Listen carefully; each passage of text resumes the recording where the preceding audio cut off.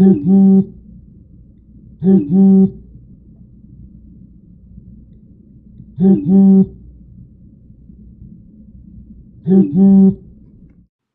phones have evolved into portable computers capable of accessing the web, exchanging various types of files, and providing multiple platforms for communications. The emergence of mobile devices has changed society's structures and cultural values, particularly among the youth in the educational system. A study conducted showed that students using mobile phones for messaging while doing homework took 22 to 59% longer to complete the same assignments. Limited research has been done on this issue. However, we interviewed students and professors to see how they thought that mobile phones affected the classroom setting. Mobile phones make the classroom porous. They allow the outside world in ways that can be really productive and can also be incredibly distracting for students. Personally, I find that, in lecture, it's not really a big deal with me personally texting people, going on my phone. I don't feel the need to actually just randomly text people because I'm learning. But if I get an actual text in class or a message on my phone or something, I feel like it's almost impossible not to try and check it, right, and see what someone said and reply. But personally, if I do get that message, I'm right away, going, whatever. Hold on one second. Certainly we want those off when a teacher is teaching our class. Mobile phones disturb the authority structure of classrooms, there's no question. Become a big distraction. They'd still be distracted.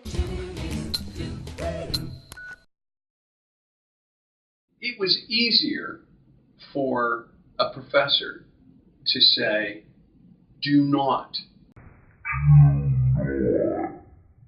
take a phone call. In fact, don't use your cell phone, period, when you're in this class. We have flipped that completely. Students are allowed cell phones. They're allowed to carry them.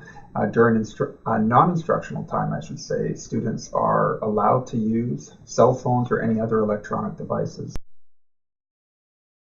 My view is that you have to smartly be able to use those resources. I have absolutely no problem with it whatsoever. I say it to them, knock yourselves out, go crazy.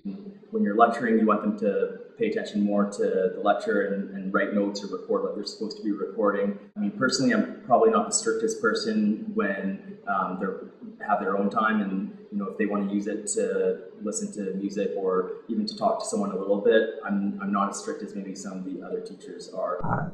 To ignore it or say don't use it is not only unrealistic, it becomes almost unethical.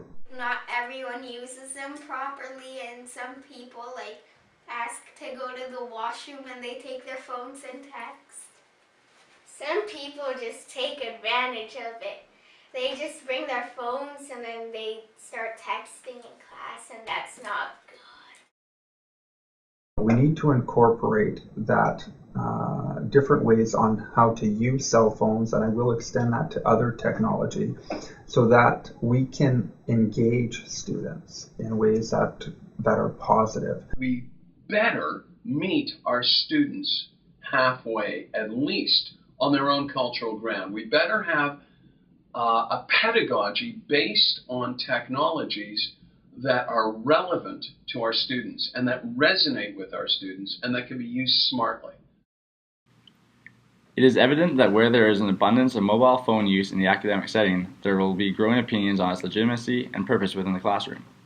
We strongly believe that when mobile phones are incorporated and allowed within the classroom structure, there will be abuse. This is because it proves to be a communication device that is too tempting for many students to resist. Mobile phones will always win the ongoing competition against the authority structure, since it has the ability to instantaneously act as a gateway from the outside world to enter into the classroom. More specifically, we ask, looking at how the classroom structure is adapting to the presence and use of mobile phones, are we in control of technology, or is technology in control of us?